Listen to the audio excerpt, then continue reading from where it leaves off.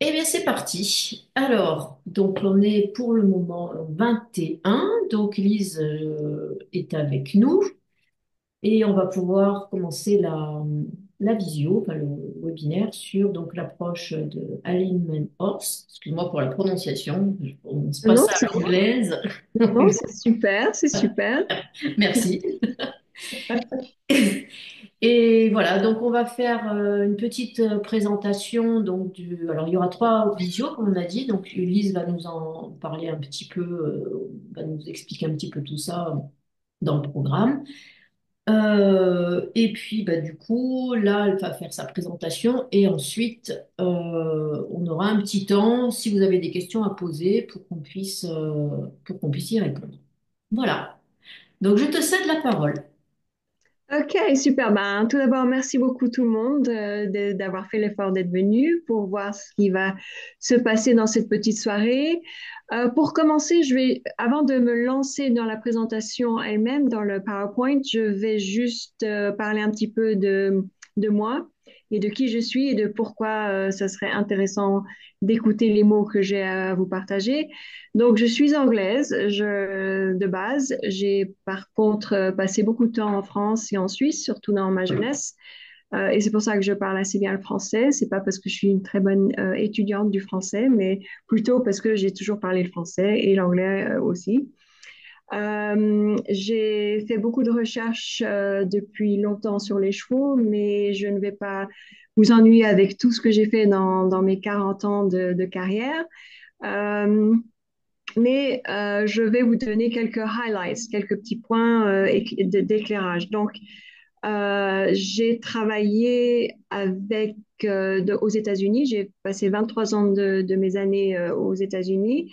J'ai fait du travail avec des chevaux de rodéo. J'ai fait du travail avec des chevaux qui s'appellent des saddlebreds. Ça, c'est des chevaux qui ont été utilisés dans l'ancien temps pour permettre aux propriétaires d'énormes propriétés d'aller voir leurs propriétés et malheureusement leurs esclaves au travail qui ont développé cette race de cheval qui est complètement différente de ce qu'on voit en Europe. J'ai aussi beaucoup travaillé avec les chevaux espagnols. J'ai passé un peu de temps en Espagne. Et je me suis rendu compte dans mes voyages que le rêve que j'avais eu quand j'étais petite, d'avoir une relation très proche avec le cheval, devenait de moins en moins un rêve et de plus en plus un cauchemar parce que je n'arrivais pas à maîtriser les façons dont on me disait de travailler les chevaux. Donc, j'ai décidé que j'avais un choix à faire où j'allais rester dans le monde du cheval et essayer de m'adapter à ce qu'on me disait de faire, ou j'allais devoir vraiment changer mes idées et de faire de la recherche dans le monde entier et de trouver d'autres façons de communiquer avec le cheval et de lui demander de répondre à nos questions. Alors, c'est ce que j'ai fait. Les dernières 7 années avant de revenir en France, j'étais en Angleterre. Et là, j'ai eu vraiment l'unique opportunité de pouvoir travailler pour un énorme hôpital équin, qui était le seul à ce point-là en Angleterre qui était indépendant d'une université ou même indépendant d'une grosse organisation. Malheureusement, ils ne le sont plus, mais quand moi j'étais là, ils l'étaient. Donc, ça leur permettait de faire énormément de recherches. Et moi, je faisais partie de une des équipes de recherche sur justement la locomotion du cheval et comment aider le cheval avant les opérations et après les opérations si on devait opérer. Euh, Aussi, j'ai aidé beaucoup les vétérinaires dans leur recherche de boiterie qui était un peu, comme on appelle ça en anglais, subclinical, donc sous leur possibilité de vraiment pouvoir diagnostiquer ces problèmes avec le cheval. Donc, j'ai vraiment eu l'occasion et l'opportunité de pouvoir même regarder des chirurgies, d'en faire partie, parce que c'était moi qui allais faire le travail de réhabilitation après la chirurgie. Donc, vraiment, travailler avec 25 vétérinaires, tous avec des expériences différentes et des spécialités différentes. Donc, c'était vraiment, franchement, une opportunité, une expérience incroyable. Alors voilà, un petit peu de mon travail. Ah oui, j'ai aussi travaillé avec les chevaux de police de Londres. Ça, c'était très intéressant. J'étais d'ailleurs mariée avec le monsieur qui était l'inspecteur d'entraînement des cavaliers et des chevaux. Donc, on passait beaucoup de temps ensemble à aller acheter les chevaux et après à développer leur capacité mentale et physique pour devenir des chevaux de police dans la ville de Londres, qui franchement n'est pas facile pour un cheval. Ok, alors voilà, une petite introduction et je vais maintenant lancer la présentation.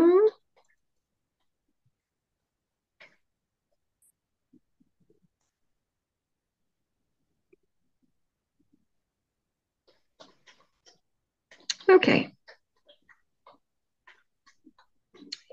alors voilà. Chose qu'on va se poser la question, c'est alignment horse ou alignement horse, ou en français alignement cheval. Pourquoi l'anatomie? Alors, tout d'abord, ce que j'aimerais vous dire, c'est que alignment horse, c'est vraiment une approche. Donc, c'est pas des techniques qu'on va imposer au cheval. C'est vraiment de comprendre comment utiliser certaines connaissances de l'anatomie du cheval pour développer cette relation entre l'humain et le cheval qui peut être d'un bénéfice positif pour les deux membres du couple. Alors, pourquoi l'anatomie? Alors, Alignment Horse, c'est une approche fondée sur de la science, donc vous allez pouvoir lire en même temps que moi. La science de l'intelligence, on va en parler un petit peu plus en détail, la science des émotions et bien sûr la science du mouvement ou dans d'autres termes, l'anatomie appliquée. Il y a aussi l'anatomie en mouvement, si vous voulez. Donc, je ne suis pas là ce soir pour vous apprendre l'anatomie, ou même Alignment Horse n'a pas été créé pour enseigner l'anatomie, c'est vraiment pour enseigner au cavalier comment enseigner au cheval, comment comprendre son anatomie. Donc, le cheval peut mieux comprendre son anatomie pour l'utiliser pour répondre à nos questions. Donc, ça, c'est vraiment le thème derrière toute cette approche. Alors, la science de l'intelligence. Donc, l'intelligence, c'est vraiment quelque chose où les neuroscientifiques sont hyper intéressés dans cette science en ce moment, pour les humains, mais aussi pour les chevaux.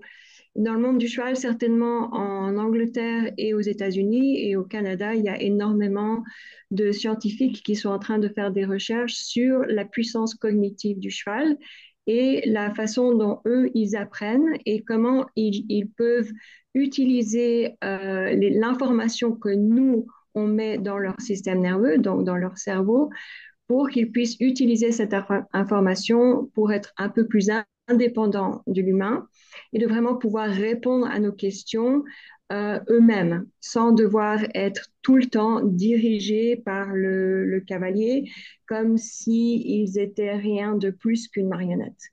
Alors ça, c'est vraiment quelque chose qui est énormément développé. Ça fait moi aussi des années que je continue mes recherches là-dessus avec des scientifiques. Je lis bien sûr beaucoup des recherches que eux ils font et j'applique tout ça à la manière dont moi je travaille avec les chevaux et la façon dont je travaille pour développer cette relation entre l'humain et le cheval. Je ne suis pas quelqu'un qui s'occupe vraiment du comportement équin, c'est pas mon expertise, mais en travaillant avec l'intelligence du cheval en tant que science, ça travaille bien sûr aussi sur le comportement. Bien sûr, ça nous amène à pouvoir avoir un comportement équin qui est beaucoup plus serein. Et là, on continue avec la science des émotions. Alors, la même chose ici. Euh, pour très très longtemps, on pensait que les animaux n'avaient pas d'émotions du tout. On pensait qu'ils étaient juste à la merci de leurs instincts et que chaque chose qu'ils nous présentaient comme comportement était juste basée sur la manière dont eux ils réagissaient à leur environnement, que ce soit l'environnement intérieur ou l'environnement extérieur. Mais là, on se rend compte de plus en plus que les grands mammifères comme nous, donc les chevaux en font partie, ont vraiment les mêmes émotions que nous. Et ces émotions peuvent prendre le dessus de leur comportement et de la manière dont eux, ils réagissent à ce que nous, on leur demande de faire. Donc, la science des émotions fait une énorme partie du travail que je fais. On conjugue cette science des émotions avec la science de l'intelligence. Mais cette partie-là est beaucoup plus basée sur des recherches psychologiques plutôt que neuroscientifiques.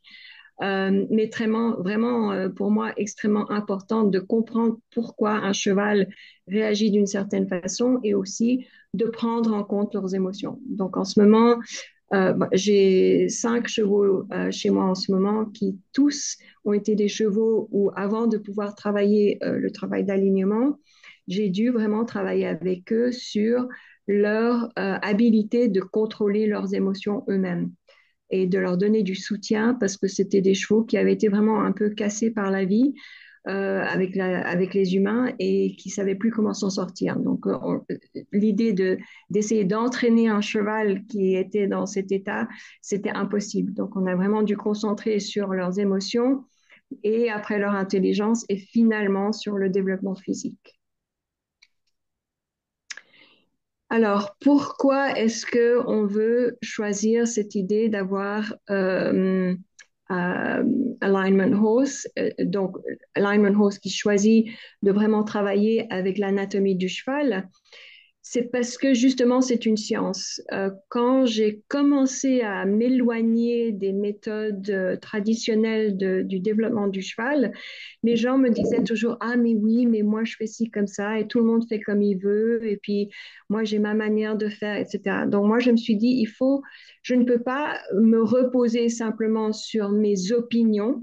J'avais vraiment besoin d'un allié dans ce que j'allais faire avec le cheval, dans ce que je voulais faire avec le cheval. Et l'anatomie, c'était une science sur laquelle je pouvais vraiment me reposer parce que l'anatomie n'a pas d'opinion, n'a pas de croyance, n'a pas de tradition, n'a pas d'émotion et n'a pas d'habitude. Donc, je pouvais vraiment m'éloigner des opinions personnelles de l'humain, les miennes inclus, et me reposer sur ce que la science dictait pour que je puisse avancer dans mes études du cheval et vraiment amener à cet incroyable animal une façon de partager le travail avec l'humain sans être tout le temps cassé physiquement et mentalement par ce qu'on leur demande de faire. Et on voit vraiment dans le monde entier, et je voyage dans le monde entier, surtout dans les pays anglophones, et je vois énormément de casse dans le monde équin que maintenant je travaille pour pouvoir améliorer cette situation. OK. Alors là, ne soyez pas aveugles aux lois de l'anatomie. Alors, quand on ne prend pas en compte l'anatomie, quand on est en train de travailler avec les chevaux, que ce soit dans n'importe quelle des disciplines, on va avoir des résultats. Chaque fois qu'on fait quelque chose avec un cheval, il y a toujours un résultat. C'est peut-être pas toujours le résultat qui est le plus satisfaisant, mais au moins on arrive à un point où on peut aller en concours et peut-être même gagner et certainement avoir un peu de satisfaction. Sauf que si on ne respecte pas les lois de l'anatomie, éventuellement, il va y avoir un problème. Et ces problèmes, Virginie m'a dit que la plupart des personnes ce soir sont des ostéopathes, donc vous les voyez tous les jours, des problèmes de dos, des problèmes gastriques, des problèmes musculaires, des problèmes de tendons, des problèmes émotionnels, tout plein de problèmes avec les chevaux qui sont nés de quelque part. Et c'est pas juste une coïncidence. Il y en a trop, il y a trop de ces choses qui se passent.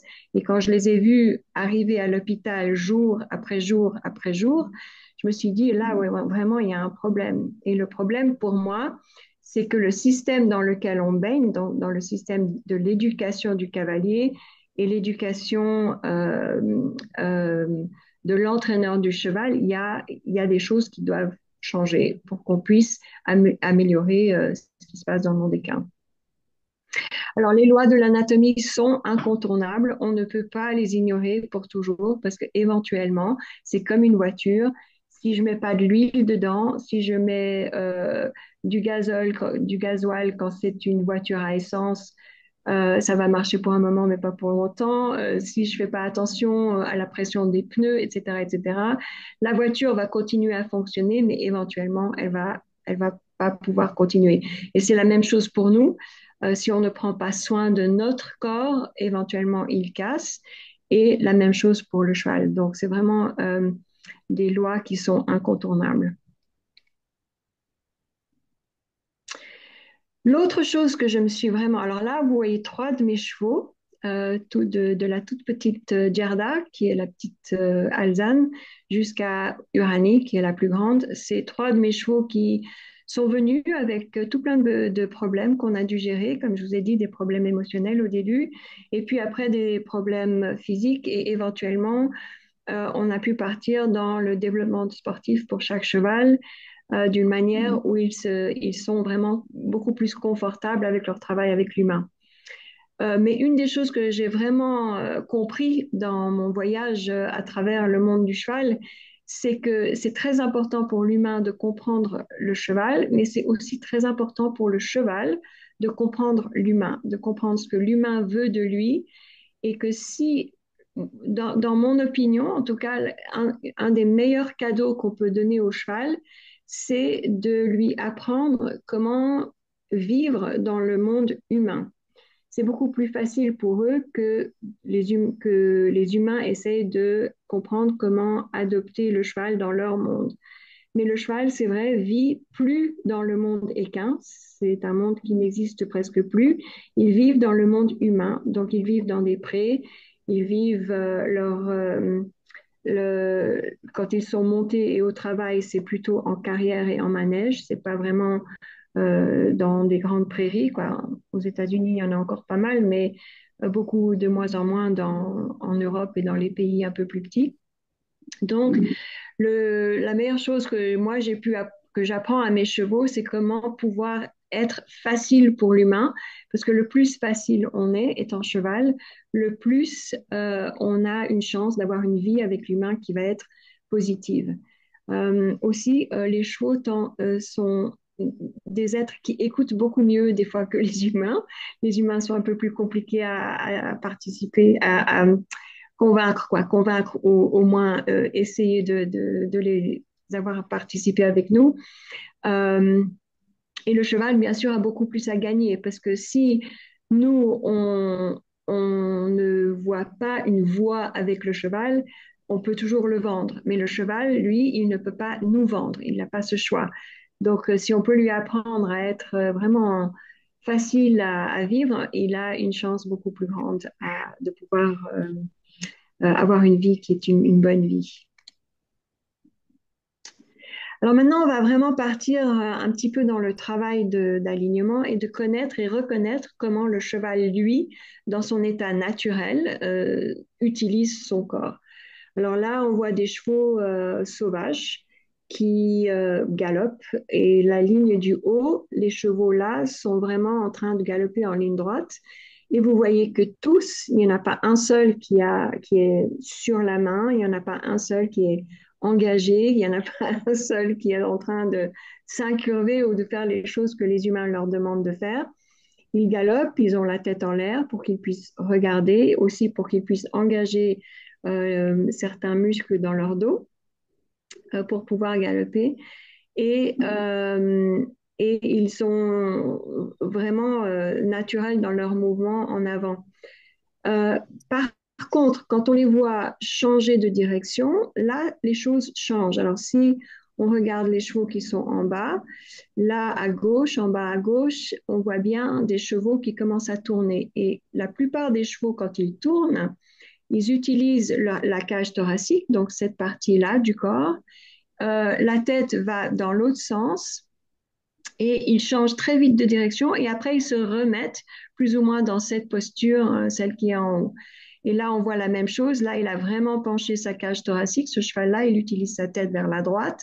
Et on voit qu'il va bouger la cage thoracique vers sa direction où il veut aller, les jambes restent penchées sous lui et après il va bouger les jambes pour rattraper son équilibre. Et là, on voit la même chose. Ça, c'est une jument qui est portante. On voit la même chose pour elle. Elle est en train de vraiment placer énormément de son poids sur cette jambe gauche, qui n'est pas un problème pour elle, mais ce serait un problème si elle devait le faire en continu. Donc, pour le cheval sauvage, la plupart du temps, on va le voir ce qu'on appelle l'alignement, avec tête devant les épaules, épaules devant le bassin, mais qui n'est pas du tout la même chose quand il commence à tourner et changer de direction.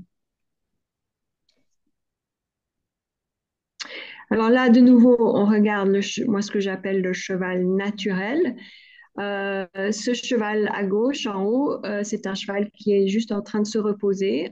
Il ferme un peu les yeux, il somnole, il est vraiment relax. Et là, il a mis en place le système de soutien de devant, le système de soutien de derrière. En anglais, ça s'appelle the stay apparatus. C'est des structures qui leur permettent de garder leurs jambes figées sans utiliser trop de force musculaire, comme vous le savez tous. Là, on voit bien que les tubercles sacrales, donc la partie la plus haute du bassin, est alignée avec le garrot, qui est aligné avec le occipital joint, qui est juste là, donc le occiput et le atlas. Ces trois points sont les trois points d'alignement que nous, on travaille avec.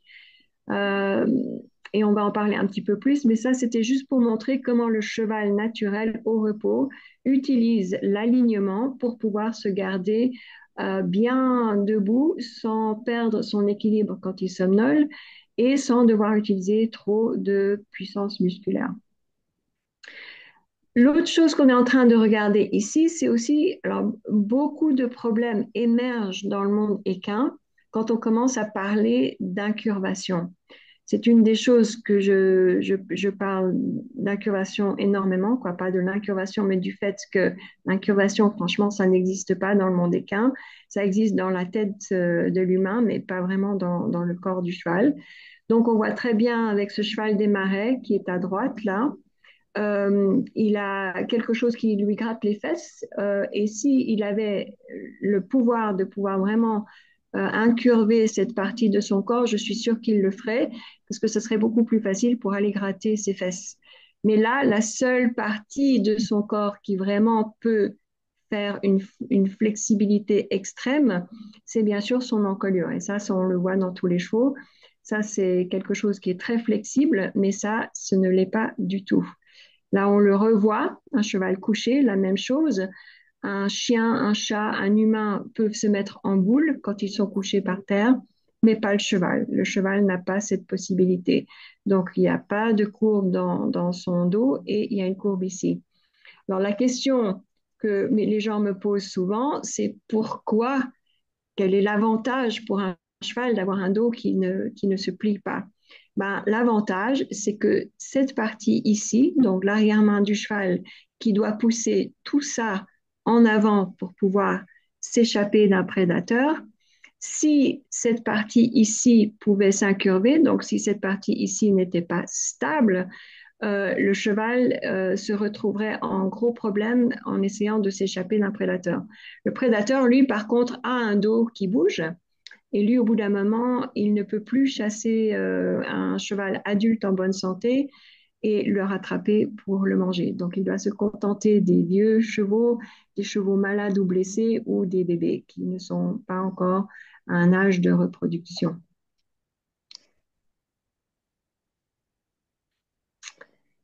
Voilà. Alors, le cheval naturel, quelle que soit sa taille, partage la même anatomie. Ça, c'est une autre des raisons que j'adore l'anatomie, parce que ce soit un poney Shetland, comme vous avez vu, j'en ai deux à la maison. Vous avez vu juste la photo de Gerda, la petite Alzane. Ça, c'est pas les miens, ça, c'est des photos que j'ai trouvées.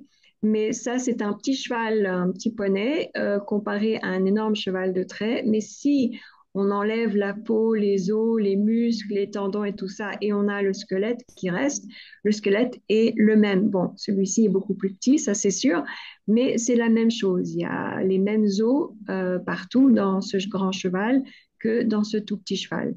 C'est pas que lui, il est plus grand parce qu'il a plus d'os, c'est simplement parce que ses os sont beaucoup plus gros, plus grands que ceux-là. Tout ça, vous le savez.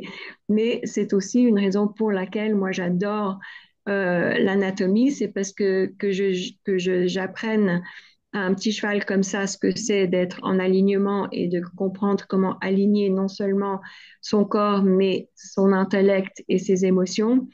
C'est la même chose pour le grand cheval. La seule chose qui change, c'est le fait que ce cheval-là est un individuel unique au monde. Il n'y en a pas deux comme lui. J'ai même rencontré dans mes voyages des chevaux qui étaient des clones, pas des clowns, mais des clones. Et ces chevaux-là, même qu'ils étaient génétiquement exactement la même chose, leur personnalité était différente. Donc, la seule chose qui différencie ce grand animal de celui-ci, à part leur taille, bien sûr, c'est le fait qu'ils ont une personnalité complètement différente. Donc, c'est la personnalité aussi qu'on doit prendre en compte quand on est en train de travailler avec nos chevaux. OK, alors maintenant, on va passer pas au cheval naturel, mais au cheval qui est au travail avec l'humain. Alors ici, on voit trois chevaux qui sont en train d'essayer de répondre à une question humaine. Donc, est-ce que tu peux faire un cercle cheval au bout d'une longe? Donc, on a mis trois chevaux au bout d'une longe. Les trois sont en licol, donc rien dans la bouche, rien de trop difficile. Mais par contre, il n'y en a pas un seul ici qui a compris ce que c'est de faire un cercle. Ils ne savent pas faire des cercles, donc qu'est-ce qu'ils font? Ils répondent à la question de l'humain, la question qui leur demande de faire des cercles, en répondant avec leurs propres moyens. Les mêmes moyens qu'on a vu le cheval naturel, le cheval sauvage essayer faire dans la nature. Ces trois chevaux, et la plupart des chevaux d'ailleurs que je vois, sont en train de répondre de la même manière. Donc, ils penchent la cage thoracique, ils essayent désespérément de mettre la tête à l'extérieur. Ce cheval-là n'y arrive pas parce qu'on voit que la ligne est très tendue. Donc, la ligne est tendue parce que quelqu'un à l'autre bout ouais, bah, la longe, la longe, oui, la longe, la ligne, the line en anglais, oui, la longe est tenue à l'autre bout par un humain qui n'est pas en train de nécessairement tirer, mais le cheval, lui, en tout cas, il tire. Il y a quelqu'un qui tire là. Donc, probablement un petit peu des deux, parce que l'humain ne veut pas se faire prendre par le cheval hors de la carrière. Donc, lui, il n'arrive pas à mettre sa tête de côté, mais il est en train d'essayer de le faire. Ce qu'on voit ici, c'est que les jambes du cheval sont en biais. Donc, si on regarde bien ce qui se passe là, là et ici, donc dans toutes les articulations, dans les épaules, etc., on voit que le cheval est en train de mettre énormément de tension à l'intérieur du membre et même dans son poitrail. Et à l'extérieur, c'est détendu. Et quand cette jambe-là va se poser, ça va être tout ce qui se passe à l'extérieur qui va être en tension et détendu à l'intérieur. Donc, il y a beaucoup de tension qui se mettent en continu sur des membres qui sont quand même assez fragiles. Et on le voit ici, la même chose. Donc, lui aussi, il a la tête qui est tournée vers l'intérieur, mais il est en train d'essayer de se déplacer vers l'extérieur. Et celui-ci, il est vraiment en train de plonger à l'intérieur.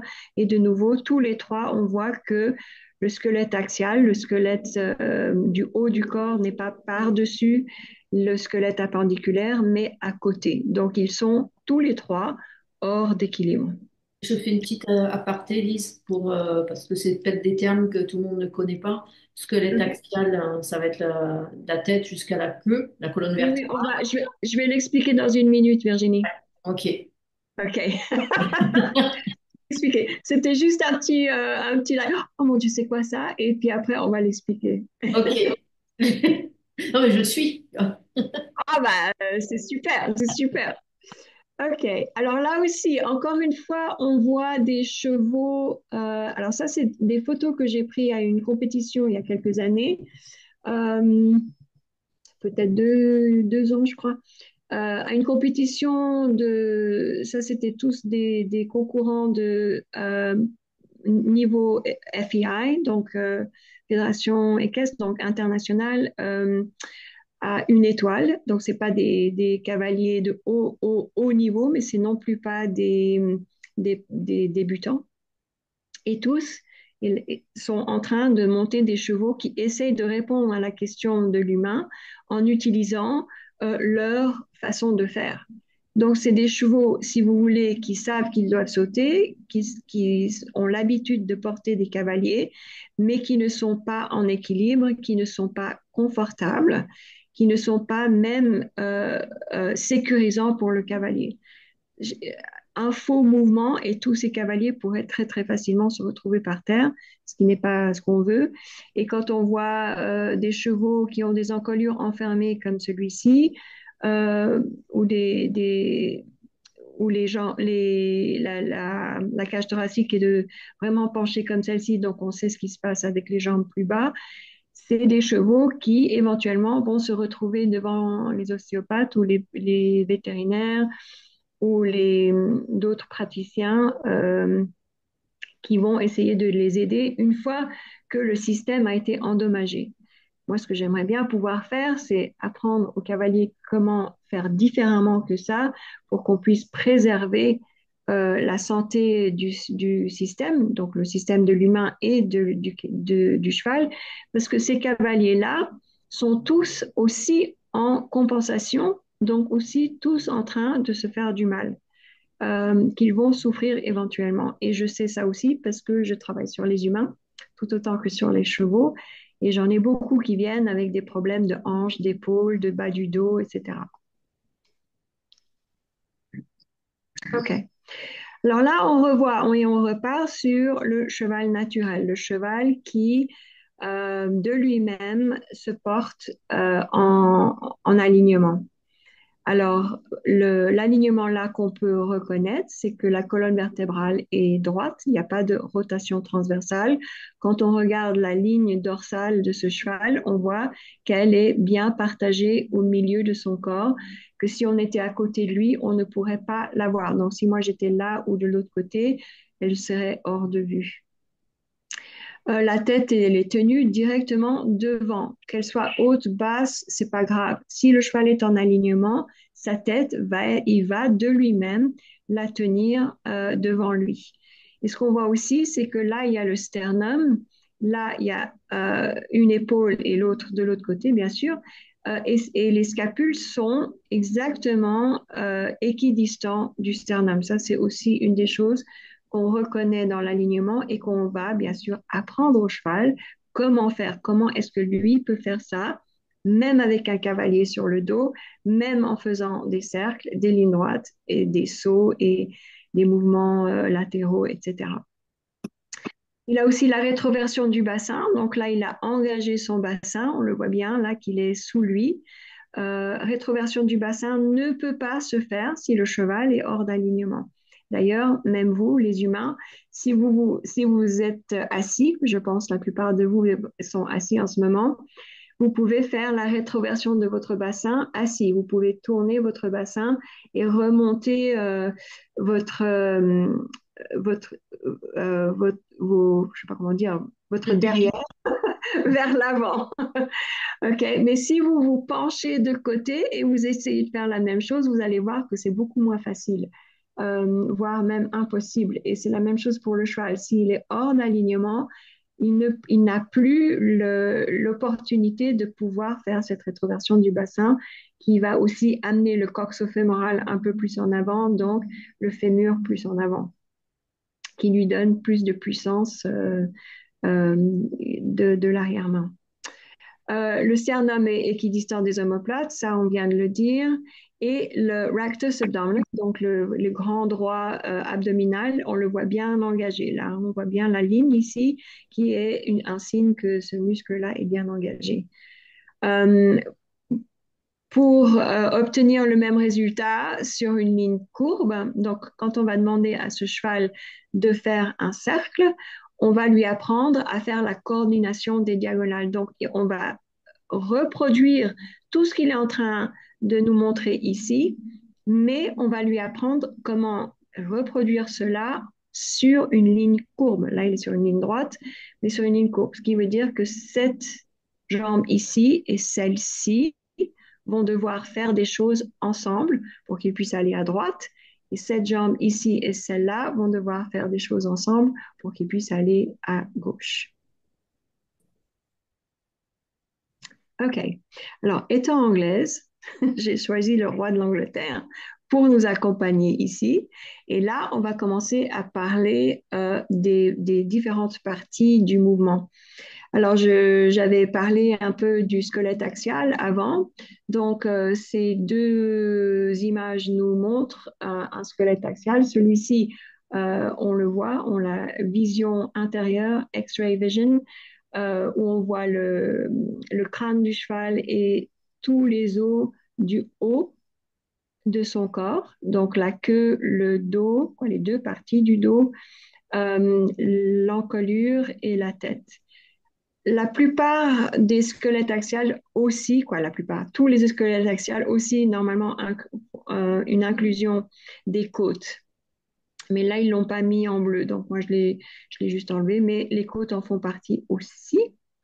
Alors, est-ce que ces structures sont stables? Ah ben oui, pour lui, cette partie qui va d'ici jusqu'à là est complètement stable. Ce qui veut dire qu'il n'y a pas de déviement et ça ne dévie pas à travers cette partie. Par contre, cette partie du corps du cheval peut faire une rotation transversale. Donc, ça veut dire que ça peut tourner sur son axe, comme mon bras peut tourner sur son axe, comme ça, mais je ne peux pas plier cette partie de mon bras, quoi, de mon avant-bras. L'avant-bras, je ne peux pas l'incurver autour de ma main.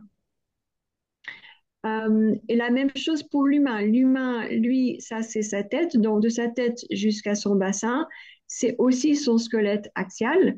Par contre, lui, sa colonne vertébrale, elle peut se plier. Et tout le monde ici ce soir peut faire ça aussi, d'une manière que le cheval ne peut pas. Donc, nous étant des prédateurs, on a un squelette qui se plie. Et pour les humains, c'est très important. C'était plus important dans le temps où on était vraiment primitif parce que ça nous permettait de pouvoir grimper les arbres. Alors, ces structures sont-elles capables de faire des cercles? Alors, pour le cheval, cette structure ici, euh, la réponse est non. Elle ne peut pas faire des cercles. Toute seule, elle ne peut pas faire des cercles. Cette structure, de la tête de roi Charles jusqu'à ses fesses royales, euh, cette partie ne peut pas faire un cercle. Ok, il peut tourner un peu sur sa chaise, il peut même peut-être faire des choses comme ça, mais il ne peut pas faire un cercle avec cette partie de son corps. Et ces parties peuvent-elles se déplacer? Eh ben non, elles ne peuvent pas. Si cette partie-là est toute seule, elle ne peut pas se déplacer et elle peut bouger. Donc la tête, le cheval peut bouger sa tête, peut remuer sa queue, peut même bouger un petit peu son dos, mais ne peut pas se déplacer. Et la même chose avec lui. Euh, Tant qu'il est assis là, cette partie de son corps ne peut pas le déplacer. Même s'il était debout, c'est pas ça qui le déplace. Alors maintenant, on va regarder l'autre partie du squelette parce qu'on a deux squelettes en nous. Et la deuxième partie, c'est le squelette appendiculaire. En anglais, the appendicular. Alors, appendiculaire, c'est ce qui nous porte. Alors là, de nouveau, on a notre cher roi qui maintenant est debout sur ses jambes. Le cheval, jambes de devant, jambes de derrière, donc antérieure et postérieure. Et c'est ces structures-là qui permettent le cheval, l'humain. Et dans cette image ici, il y a aussi un roi qui est assis sur son palanquin. Et c'est pas lui qui se déplace, c'est les gens qui le portent. Donc, si on va imaginer que ça, c'est les jambes du cheval, ça, c'est le corps du cheval et le roi tout en haut, c'est le cavalier. Alors, de nouveau, ces structures sont-elles stables? Oui, normalement, tant qu'il n'y a pas de maladie ou de pathologie, elles sont plus ou moins stables. Sont-elles capables de se déplacer? Oui, d'ailleurs, on ne peut pas se déplacer sans elles. Et peuvent-elles faire des cercles? Absolument. Donc maintenant, on a la partie de l'humain et du cheval qui est vraiment responsable pour le mouvement de déplacement, pas juste le mouvement statique, mais le mouvement de déplacement et qui peut faire des lignes droites et des cercles. OK. Alors, et pour finir, maintenant, on va vraiment regarder des chevaux qui ont eu des problèmes avec le système dans lequel ils étaient un peu coincés. Donc, on voit maintenant une petite jument avec qui j'ai travaillé il y a quelques années. Euh, Quand je l'ai eue dès le départ, ça, c'était ce qu'on m'a présenté. Alors, Diva avait 6 ans. Elle était déjà en concours depuis l'âge de 4 ans. Ça faisait 2 ans qu'elle était en concours. Elle n'avait pas du tout de résultats très bien, bah, pas du tout de résultats du tout d'ailleurs. Et le cavalier était devenu tellement fâché avec elle qu'il voulait plus d'elle.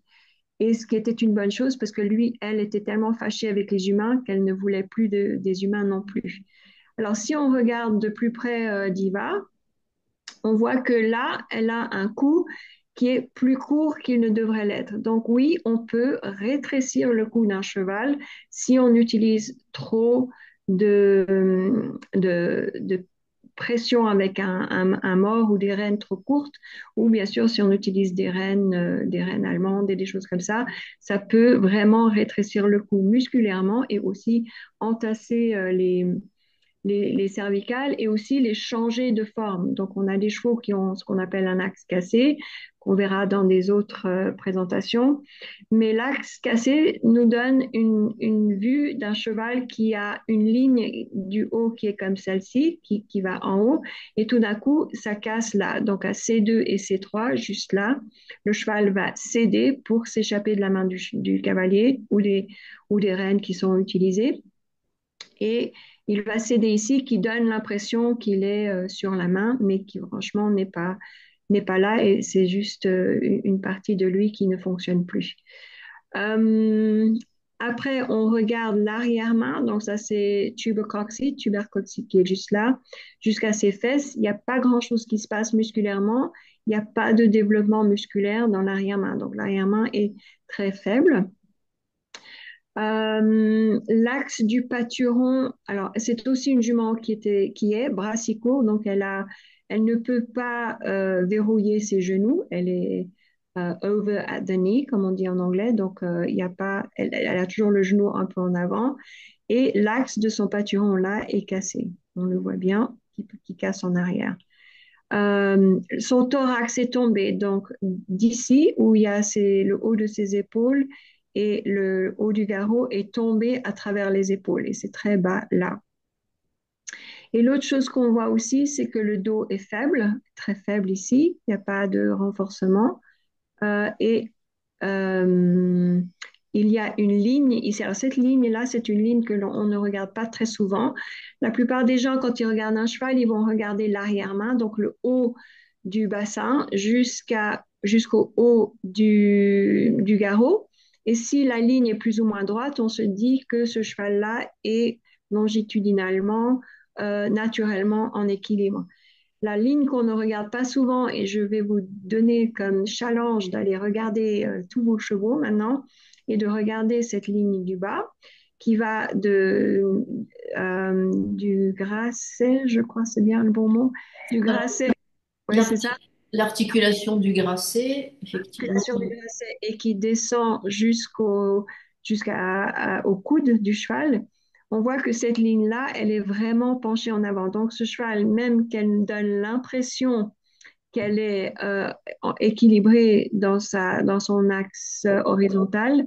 Si on regarde cette ligne-là, on voit que franchement, elle est toujours placée sur l'avant-main. Elle ne peut pas échapper le fait qu'elle est placée sur son avant-main.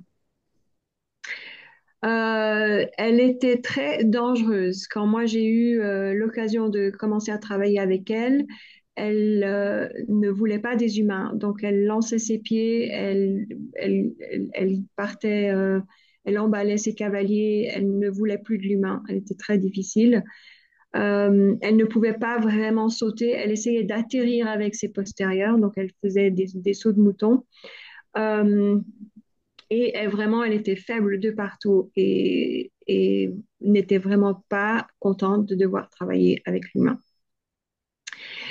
En plus, elle ne savait pas du tout comment faire un cercle, tenir une ligne droite, sauter, se déplacer d'un axe à l'autre, coordonner ses diagonales, etc. Donc, ça, son développement intellectuel était aussi très faible. Elle ne savait pas comment faire. Elle savait à peu près comment répondre aux aides du cavalier, mais elle ne comprenait pas comment faire d'elle-même.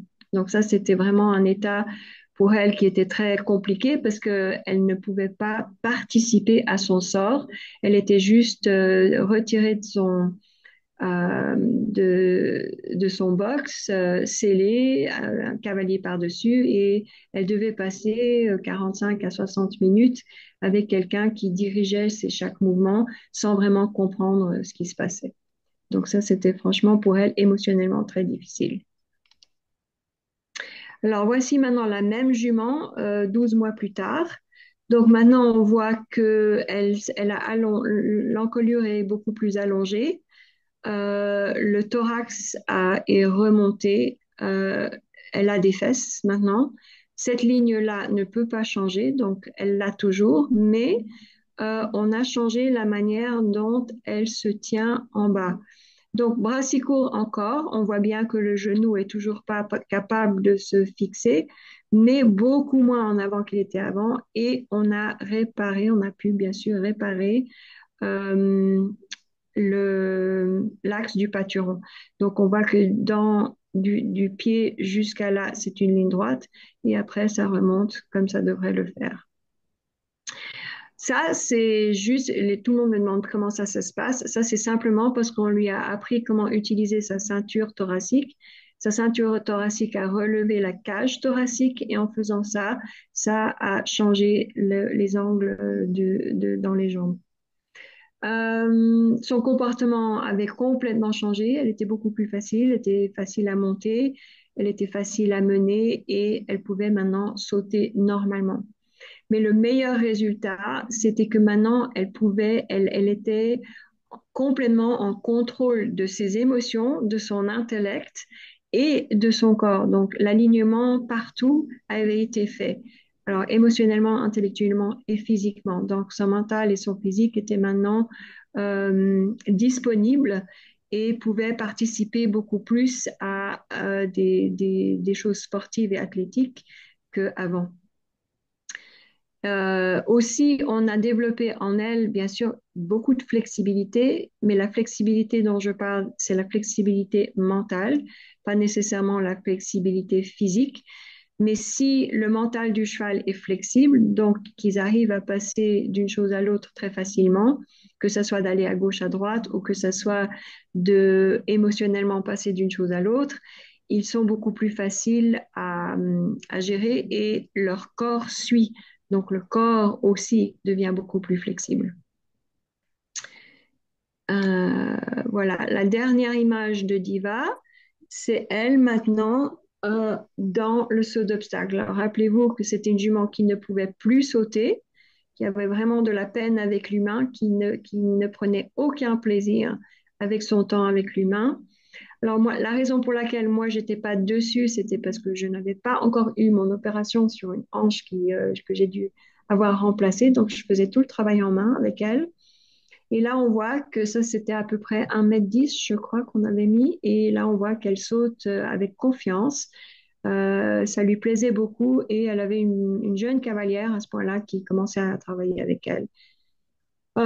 Pour y parvenir, donc je suis thérapeute de massage équin et aussi de Masterson. Je ne sais pas si vous connaissez, mais ça travaille sur le système nerveux du cheval et sur le relâchement des tensions sous leur comportement quand ils se braquent, de braquer. Donc, on essaie d'éviter d'avoir un cheval qui se braque contre nous. Euh, j'ai fait ça pour pas mal de temps, avec entre-temps du soutien émotionnel, parce que au début, elle ne voulait pas du tout travailler avec moi, donc j'ai dû lui montrer que je n'étais pas quelqu'un qui n'allait pas être à l'écoute de ses besoins émotionnels et intellectuels. Donc j'ai fait pas mal de travail là-dessus. Et finalement, sa rééducation physique qui l'a menée à pouvoir vraiment comprendre ce que je voulais d'elle, ce que l'humain veut d'elle et qu'elle pouvait y participer. Donc elle n'était plus juste un objet sur lequel on mettait nos intentions et notre désir, mais un être vivant qui participait à son sort. Donc, elle était énormément plus heureuse et beaucoup plus facile à travailler avec. Euh, et voilà, merci pour votre temps et votre attention. Cette jument-là, je suis aussi artiste peintre. C'était une jument de 36 ans et j'ai travaillé avec elle, j'ai fait de la réhabilitation avec elle. Et à 36 ans, elle était encore au travail et on pouvait encore la monter. Et voilà! Alors, je vais faire stop share et on revient. OK. Donc voilà, ça c'était juste franchement pour expliquer un petit peu ce que c'est l'alignement. Le travail de l'alignement, c'est pas juste aligner les os ou les organes, c'est vraiment un travail qui incorpore tout, quoi. Et si vous avez des questions, maintenant on peut passer à ça, on peut passer aux questions si vous en avez. Alors, Mais pas tout le monde en même temps, non, je rigole. donc vous pouvez poser vos questions verbalement en mettant le micro, peut-être, du coup, ce sera Oui, peut-être c'est plus plus simple, facile, hein. je pense, ouais. Ouais. Voilà, voilà sur la présentation, voilà, après sur ce qui vous préoccupe ou ce que vous voulez faire avec vos propres chevaux. Enfin voilà, on peut dépasser un peu le cadre aussi de voilà vos interrogations. Donc on peut répondre. Enfin, Lise est prête à vous répondre. Voilà. Ah, Marie a une question? Oui, bonsoir. Donc, Bonsoir. Soit. merci pour cette présentation, c'était très intéressant. Ah, Euh, j'ai ma jument, malheureusement, que j'avais confiée à une professionnelle ma jument, je l'ai achetée, elle avait 2 ans. Donc, moi, même si j'avais fait du concours complet et je pensais avoir une bonne expérience, une jument à débourrer, bon, j'ai vite vu que il me manquait, surtout je voulais le faire en éthologique, donc je connaissais pas. Donc voilà, donc je me suis rapprochée d'une professionnelle qui avait des diplômes, les diplômes d'éthologie, de la science et les diplômes de bien-être animal. Et en fait, cette personne, quand j'étais pas là, elle m'a traqué ma jument et elle m'a rendu ma jument avec une cervicale. Donc, elle l'a fait sauter, alors que moi, c'était juste faire du loisir. C'est une paint, hein. Donc, elle l'a fait sauter alors qu'elle avait 4 ans et apparemment, la jument s'est défendue. Elle la faisait monter par des apprentis, des stagiaires en plus. Donc, malheureusement, elle a une cervicale, donc la C4, qui a été fracturée. hmm. Hmm. Et du coup, après, même si quand j'ai récupéré chez moi, j'ai essayé on a vu des ostéos, etc. Enfin, j'ai pas tout de suite, parce qu'elle me l'a pas dit, je l'ai pas tout de suite compris. Donc, mais bon, là, je me suis fait aider par des professionnels, par des thalassos, etc. Et on a justement fait en sorte de récupérer cette ligne de dos et je comprends mieux maintenant avec le schéma le lien de la cervicale et toute la ligne de dos qui s'était du coup jusqu'au gracet affaibli parce que bah, du coup voilà. Et ma question, c'est, vous disiez que cette courbe là, alors je sais pas comment vous appelez ça, cette ligne entre les gracets jusqu'au coude en fait de l'antérieur, on Mhm. la récupère jamais. Là aujourd'hui, on a réussi à stabiliser sternum, poitrail, voilà, elle a quand même une ligne de dos qui est bien plus correcte. Le challenge, c'est qu'effectivement, il faut que je la fasse travailler le maximum en ligne droite. Moi, j'ai un genou qui est pas génial hein, et à pied, bah, c'est pas évident parce que je peux pas courir non plus très très longtemps avec elle. Mais bon, j'essaye quand même en travail à pied de faire ce qu'il faut. Mais cette ligne, vous dites, on la récupère jamais. Euh, euh, La ligne du bas, c'est juste la construction du cheval, hein. C'est comme moi, par exemple, j'ai un long dos, donc ça veut dire mon père était très grand, mais ma mère n'était pas très grande. Donc j'ai hérité les jambes de ma maman, mais hum, mon papa. Donc moi, j'ai un long dos et des petites jambes. Mais ne veut pas dire que je ne peux pas fonctionner. Je suis très fonctionnelle. Mais c'est ça, ça c'est juste une chose que les gens ne regardent pas parce que normalement, on nous enseigne pas de regarder cette ligne du bas. Et D'accord. ça peut dérégler la façon dont nous, on va travailler. Par exemple, il y a des chevaux qui travaillent long and low, donc long et bas, parce que les gens pensent que ça va remonter le dos, par exemple. Ben ça, j'espère que je vais pas énerver les gens, mais c'est pas vrai. On peut descendre la tête du cheval, c'est pas ça qui va changer que le dos monte. Le dos ne va pas monter parce qu'on baisse la tête du cheval. Par contre, un cheval qui était construit comme la petite jument Diva, là, que vous avez vue, elle a les jambes très courtes devant et longues derrière. Beaucoup de chevaux sont formés comme ça, surtout s'ils ont du sang pur sang, parce que les pur sang ont été exprès développés de cette manière génétiquement, parce qu'ils tiennent mieux la route quand ils galopent. Donc, au grand galop, quand ils vont très vite, s'ils avaient la ligne du bas qui était un peu moins différenciée, ils seront trop légers devant, mais quand ils sont très courts devant et très longs derrière, ils restent bien attachés à la terre. Donc, c'est une chose génétique qui a été faite, mais pour le cheval qui doit faire, par exemple, des mouvements de dressage où on veut qu'il soit léger devant, ou sauter, ou bien sûr, on veut qu'il puisse soulever la cage thoracique, la pire des choses qu'on peut faire, c'est de faire certaines choses où on enraîne le cheval, où on les tire et on leur demande de faire des choses qui sont trop lourdes devant. Déjà, ils sont lourds devant. Donc, on ne peut pas changer la longueur de la jambe du cheval, mais on peut prendre en compte ce qui se passe. Donc, dans le début de la présentation, j'ai parlé de la rétroversion du bassin et je vous ai même essayé de faire un petit exercice. Vous ne pouvez pas faire cette rétroversion si vous êtes penché de côté.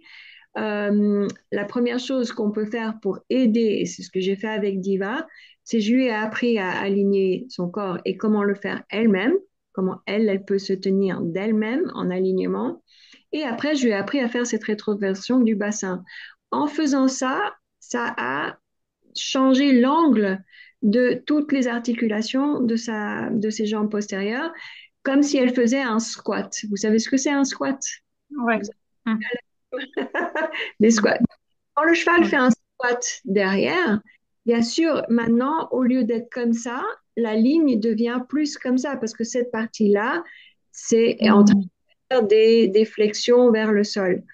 Donc là, on peut commencer à alléger l'avant-main pour donner du non, soulager, ouais, pour soulager le cheval, pour qu'il ne soit pas toujours sur cette idée qu'ils vont perdre l'équilibre, surtout quand le cavalier, parce qu'on leur apprend à faire ça, essaye de garder la tête du cheval en bas. Parce que Mm. on va le faire. C'est pas la faute des cavaliers. Les cavaliers, ils font ce qu'on leur apprend. C'est marqué dans les livres, on les voit dans les vidéos, c'est ce qui est reconnu dans les compétitions, etc. On nous dit, tout le monde nous le dit. Mais moi, c'était une des choses quand j'étais jeune où je me disais, non, je ne peux plus me battre avec des chevaux qui essayent de me dire non, non, je veux être là. Et c'est pas que je monte mes chevaux avec leur tête en l'air, ça pas du tout, mais je leur apprends comment relâcher la tension dans leur dos et comment s'équilibrer sur leurs quatre pieds qui sont sous eux, donc qui portent cette fameuse squelette axial, au lieu d'être toujours penchés, où ils sont maintenant en déséquilibre latéralement, tout autant qu'en déséquilibre longitudinal. Longitudinal. Donc, ces petites choses comme ça, on les utilise pour développer, comme vous avez vu Diva par exemple, euh, quand je lui ai appris toutes ces choses, déjà, l'anxiété baisse, le corps du cheval peut se développer et l'intelligence du cheval est vraiment mise au travail pour que eux prennent conscience de leur corps et l'utilisent différemment pour faire ce que nous, on leur demande de faire. Comme un athlète utilise son corps complètement différemment pour faire la gym qu'il va l'utiliser pour aller au supermarché, par exemple. Mm. Ça, Ok. oui, mais cette ligne du bas, c'est juste la construction du squelette. C'est D'accord. Donc ça, je ne faut pas que je m'inquiète de trop par rapport à ça.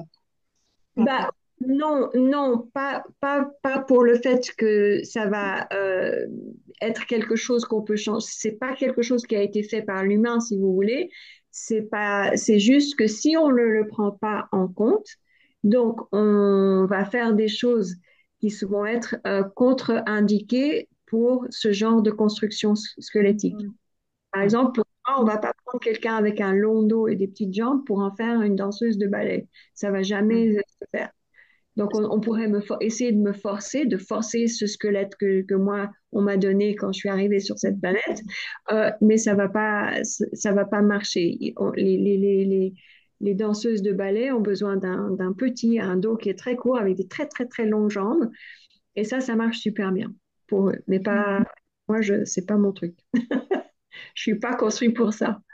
C'est ce Donc, qui voilà. permet d'avoir un cheval et de ne pas l'orienter aussi vers des exercices ou des disciplines qui vont être plus compliquées pour lui. Alors, il y a des chevaux pour lesquels c'est plus ou moins facile. Donc, il faut Mhm. Mhm. avoir conscience Ouais. de son potentiel, en fait. Ouais. Mais Mm. moi, ce que je voulais vous dire aussi, Même s'ils Marie, peuvent. c'est que le travail éthologique euh, n'est pas du tout le travail euh,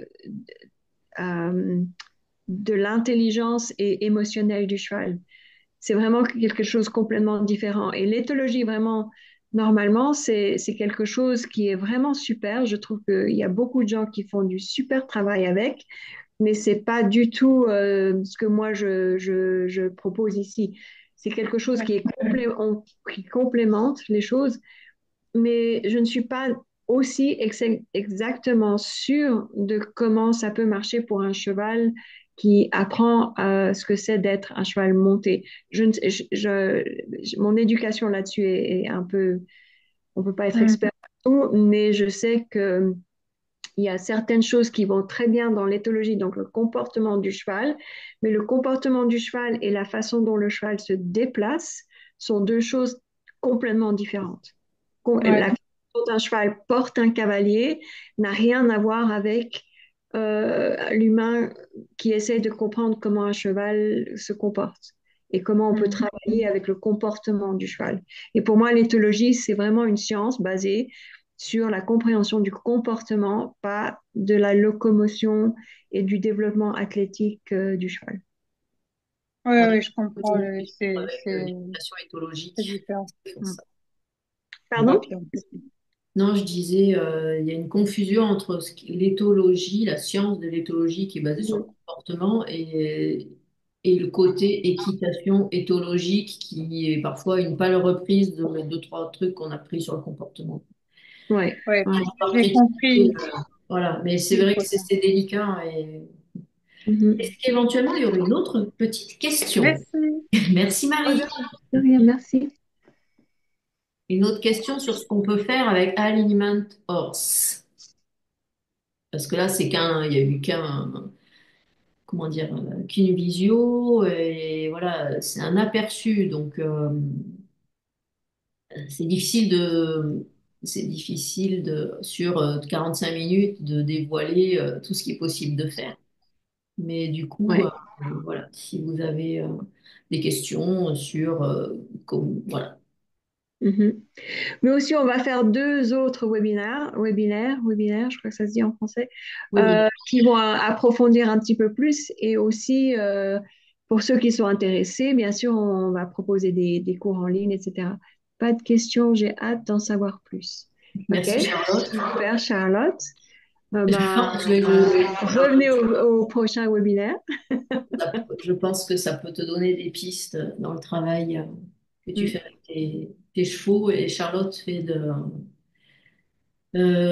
aussi de la podologie. Elle est dans la Manche. Ah, cool. Ah ouais, ah, Voilà. super, super. Non, alors là, quelqu'un aussi vient de dire intéressé d'en savoir plus et de la formation. Donc oui, on va proposer, bien sûr, on propose une formation parce que c'est le but. Ça fait 40 ans que j'étudie tout ça. Maintenant, c'est le temps de partager parce que un de ces jours, je vais partir de cette planète, mais j'aimerais bien avoir au moins laissé pas mal d'informations pour que les futurs cavaliers puissent avoir des options parce qu'en ce moment, on n'a pas beaucoup d'options. J'ai travaillé aussi aux États-Unis pour la Fédération équestre des États-Unis en tant que directeur de sport pour la voltige et le concours complet, qui était mon sport d'ailleurs. J'adore le concours complet. Mais là, je me suis bien rendu compte que le monde entier baigne dans le même système, et ce système a été développé après la Deuxième Guerre mondiale, où tous les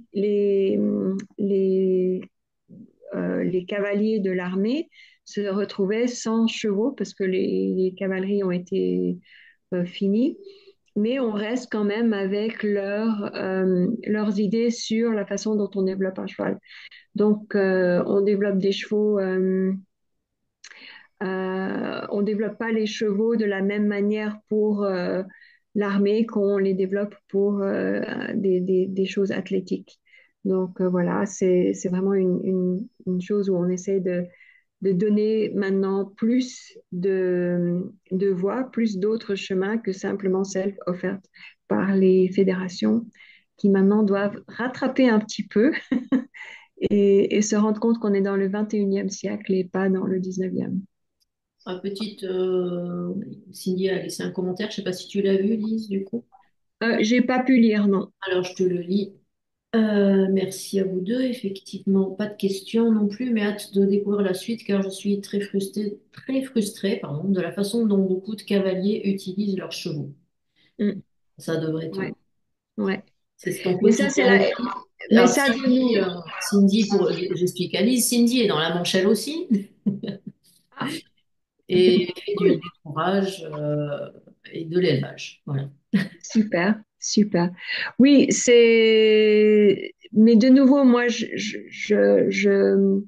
quand j'étais plus jeune, je me fâchais beaucoup contre les cavaliers, me disant non, mais pourquoi est-ce qu'ils ne peuvent pas se rendre compte, comme moi, je me suis rendu compte, qu'il y a des problèmes et qu'on doit les résoudre. Mais ça, c'est parce que ça, c'était mon chemin et pas le leur. Mais parce que parce que les fédérations, que ce soit aux États-Unis, en Australie, au Canada, parce que j'ai beaucoup voyagé dans ces pays-là, et aussi en Finlande, en Suède, etc., c'est toutes les mêmes règles. Parce que quand je faisais les règles aux États-Unis pour le monde entier, on travaillait avec la Fédération équestre internationale et le IOC, donc l'organisation qui s'occupe des concours olympiques. Euh, C'était les mêmes règles pour tous, tout le monde, parce que tout le monde se retrouve tous les 2 ans ou aux Jeux olympiques ou aux Jeux équestres. Donc, tout le monde doit participer à ce jeu avec les mêmes règles.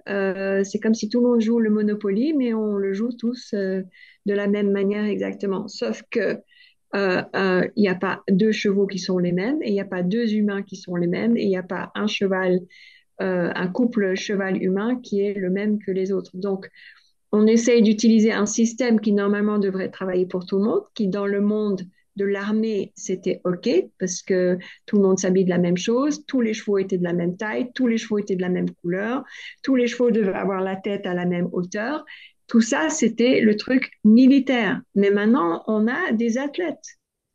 On ne va pas développer un athlète de la même manière qu'on développe un soldat. Mais ça n'a pas changé. Donc, nous, ceux qui voient et sont frustrés par le fait qu'en 2025, on est encore en train d'utiliser les mêmes façons de développer un cheval qui étaient utilisées dans les deux guerres mondiales, et voilà. On va essayer d'apporter d'autres solutions. Il y a des gens qui s'en sortent très bien dans ce monde-là, et ça, c'est super. Mais c'est aussi une idée de vraiment donner d'autres solutions aux gens que de suivre juste une façon de faire. Ok. Ils sont durs à bouffer. Ah, Oui, oui, oui, Charlotte, c'est vrai. ça c'est sûr. Le cerveau humain n'aime pas le changement, mais juste parce que c'est difficile, ça ne veut pas dire qu'on ne le fait pas. Ça fait très, très longtemps que je travaille là-dessus. J'ai pu travailler avec beaucoup de gens qui sont en train de maintenant vraiment s'ouvrir à d'autres idées.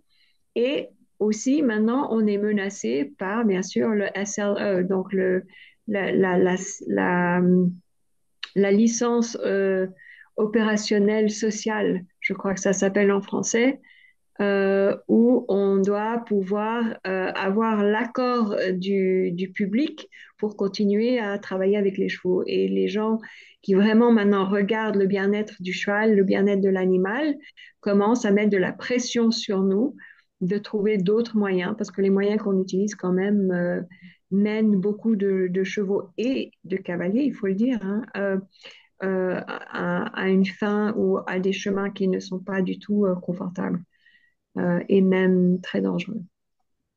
Donc, on essaye de faire le mieux qu'on peut, mais c'est vrai que les traditions sont dures à changer.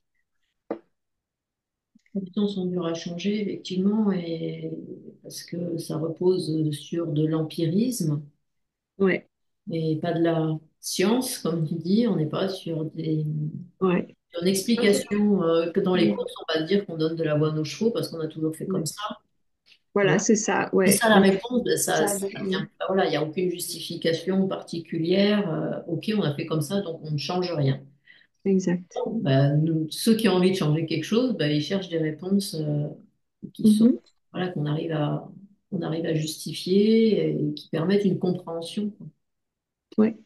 Bon, bah écoute, je crois que tout le monde a posé leurs questions et je pense qu'ils ont d'autres choses à faire pour un vendredi soir que d'être avec nous. Alors vraiment, je remercie énormément tout le monde qui sont venus et j'espère vous revoir dans les autres suites et puis on vous tient au courant de ce qu'on va proposer. Ouais, je rajoute une petite chose parce que donc ceux qui sont là, c'est parce que je leur ai envoyé le lien pour qu'ils participent à la visio. Donc si entre-temps vous avez des idées qui vous viennent ou des questions, bon, que vous veniez ou pas la deuxième, de toute façon il y aura un. Là on va faire un, comment ça s'appelle, un replay. Vous pouvez répondre par mail et envoyer certaines questions, donc on pourra les regarder et ça peut permettre aussi d'orienter, de répondre à certaines questions pendant les visios. Voilà ce que je voulais dire et également remercier tout le monde pour votre participation et vous dire donc à très bientôt et voilà, et passez un bon week-end. Ok, bah, super. Merci beaucoup et à très bientôt. Je crois que c'est toi qui dois finir la séance. Ouais, c'est moi qui finis la séance parce que Ouais. c'est moi qui ai le power. Ah ouais, voilà. Et Non, Fabienne, bon week-end aussi. non, je vais arrêter l'enregistrement. Donc, je vous souhaite à tous une très bonne soirée. Ok, merci beaucoup tout le monde.